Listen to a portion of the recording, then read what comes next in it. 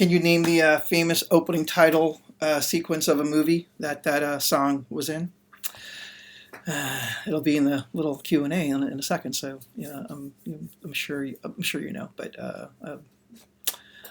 you'll find out if you do know. Okay, in 1964, the leader and principal songwriter of the Beach Boys, Brian Wilson, he explained that he basically felt that the music of the Beach Boys, I'll quote it, it wasn't a conscious thing to build our music around surfing. We just want to be identified with the interest of young kids. And basically, a year later, he would express, I hate so-called surfing music. It's a name that people slap on any sound from California.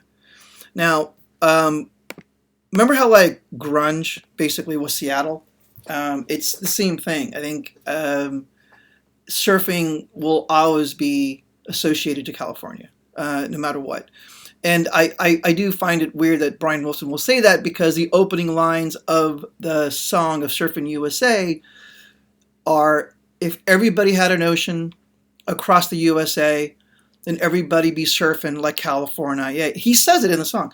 And then the second verse is, you catch them surfing at Del Mar, Ventura County line, Santa Cruz, and Trestle, Australians, Narrabeen, all over Manhattan and down Doheny Way.